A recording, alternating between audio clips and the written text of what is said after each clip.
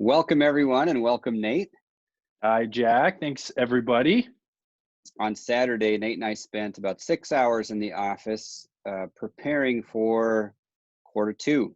One of the things that we thought would be appropriate since we're in these uncertain times here is to put together a quick video like this where we can outline the risks that we're looking at and our plan to mitigate those risks. So Nate and I are going to try to keep this brief, but I certainly think it's important that we share our perspective. So Nate, I'm going to hand the baton to you. Why don't you take over and talk about the risks that we have here with COVID-19?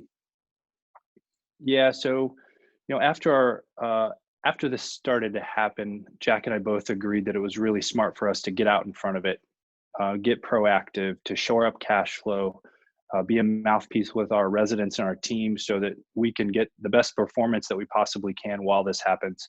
Understanding that this is unprecedented, it's fluid, it's messy, and everybody's going to be kind of looking to us for answers. We're getting creative, we're getting aggressive, we're getting proactive as all get out, and this is all very strategic. Our goal is to be very intentional with our actions here so that it's thoughtful and we're looking down range. And at the end of the day, there's really no downside in being proactive like this. So let's talk about some of the risks here that we've got facing us with COVID-19 and how it impacts our residents and ultimately our cash flow and ultimately returns for everybody. Number one, risk for mobile home parks. It's in our opinion, and it's why we got into this business. And one of the main things that we talked about when you guys came all on board with us, the risk for mobile home parks are much less than basically any other product type that you could think of. Here's kind of three main things that I think are important to talk about. Number one, the lot rent in general is a heck of a lot less, oftentimes 20-30% of what the cost of an apartment rent or a mortgage payment would be if they owned a home, if our residents owned a home. Number two, the programs and things that are coming out to help our residents, when they're able to do that, that money is going to go a heck of a lot further because of the lot rent is so much less than an apartment or a mortgage payment. And the third thing, which is really important, which is why we love mobile home parks, is the tenants still own their homes. So they're invested in the community, they've got equity in their homes, and it's very hard to move them. So we have sticky tenants, which means that their risk is much less than us if we were operating another product type. The other risk is residents. So in general, we've really got a couple different types of residents here that apply to mobile home parks. Number one, we've got a family park or residents that are young families. The second type is like a senior park. So more risk applies to the families because they're working parents, they have more expenses, they're working multiple jobs that are kind of paycheck to paycheck, and their personal cash flow is much more volatile than, say, a senior property, which has a bunch of retired folks in it who are getting Social Security. Those checks are going to keep coming. So the good news is our parks in general, less than, I would estimate, around 15 or 20% are family related. So our overall exposure is quite low because of what we've bought and the type of properties that we have and the residents that we have. So the third risk is the executive order that came out from Doug Ducey, our governor here in Arizona last week. There's a couple things that are important about that. It's the first time that really he's more or less halted evictions. So there's a bunch of details here that are important to understand, but really what is most important is that our residents can't get kicked out of their home for non-payment of rent. So we've got to mitigate that the best that we can. And I think the last thing, one of the biggest risks we have is confusion. So our residents are confused. They don't know what's going on. They don't know these new laws that are coming out. And nobody really knows what direction to go. So there's tons of information. It's tough to decipher. There's nuances in there that are really important to help, that really applies to them or doesn't apply to them. So it's going to be cause for them to just get confused. It's going to cause them to freeze. They're going to stick their head in the sand, and they're going to not communicate with us, which is not what we want. So we put a plan together. Jack and I'll share that with you. I've conferred on this, and I've talked with a lot of other guys in the industry. I believe we're out in the forefront. We're doing some things here that nobody else is even thinking of. First thing is we put together COVID rent deferral program, or the CRD program. So it's designed to help our residents who need some help right now. It's really important to Jack and I that we help those that need help, who honestly need help. We want them to be a part of our community for the long haul. And we want to show that we care. We believe that that's a part of our core value. And it's something that after this is all over, we'll get referrals from it, and it will be a better situation because we're willing to work with them right now. So here's the first thing that they've got to do to be a part of the program. They've got to apply. They've got to come in, meet with the manager, and they've got to meet certain criteria. It's not our criteria, it's the criteria that Governor Ducey put in place, that effectively these residents have to have been affected by COVID-19. So if they apply, we're gonna help them. If they don't apply, what really that means they're trying to game the system, or they're trying to take advantage of the system, which is something that isn't gonna work for us and really doesn't work for Governor Ducey either. That's why he put some of these bullet points in place. So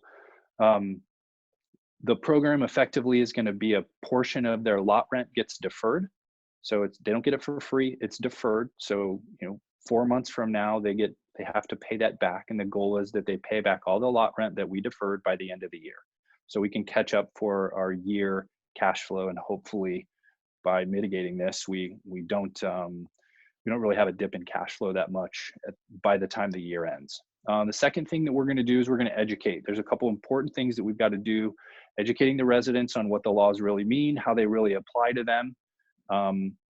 What happens if they move forward with applying for our program, what happens if they try to game the system, what that all looks like, so that they can make some good decisions. The second thing that's really important is there's a ton of assistance programs out there, between unemployment to local, county related, city related programs. So we've got to educate, and we've got to hold their hand to make sure that they're aware of those.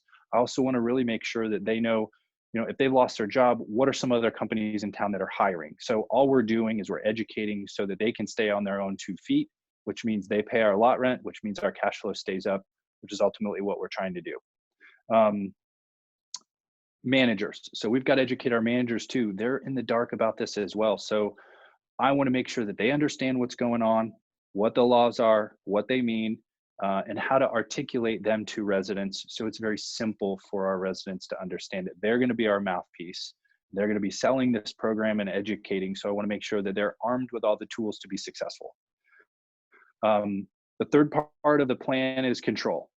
So my idea is not to give our managers the burden of educating all these residents. I'm going to have somebody brought on kind of a part-time basis here for a couple months. I want them to be educated on all the programs that are happening, and I want the residents to be able to talk directly to this individual who we're going to hire to walk them through it. So if I can walk our residents through the programs, hold their hand, get them their unemployment as fast as possible, find new jobs, get in touch with programs that are offering grants to help residents through tough times like this, raises probability of them being able to pay their lot rent. So the last component of the plan is the stimulus. There's the CARES package that came out. Some of it may apply to us, some of it may not. Jack and I are still working through what parts of that does and doesn't, but we're out ahead of it. We're already working with our accountant and a team of other couple people who are our personal banker. And we're going to figure out what might be a good fit for us and help us where we need it, if we need it. But then again, if we don't, we're not going to take it. So, it's a 4-pronged approach, and it's going to be super fluid. We're going to do our best here over the next couple weeks, kind of take a pause and see how it's landed. And we'll make any adjustments we need over the next 30 days and be prepared when, May 1 rent comes due. So this isn't going to be a short-term issue, and we're planning for the long haul. We believe the steps that we're taking now is going to set us up for success for the rest of the year, and we'd much rather be out ahead of it. Well, thank you, Nate. Like I said, I wanted to keep this brief, but I certainly wanted to demonstrate to our investor partners that we're out ahead of it and we're taking action. I think the things that we can do right here as stewards of capital can separate us from other asset managers that are just waiting for some kind of handout. So, yep, absolutely. Yeah, we're going to be really proactive. So thanks to everybody. Thanks for trusting us with your capital. I think, due to the uncertainty in these times, you can expect Nate and I to do a little bit more of this kind of communication when it becomes warranted. So thanks, everyone. Thank you, Nate. Thanks, everyone. Thanks, Jack.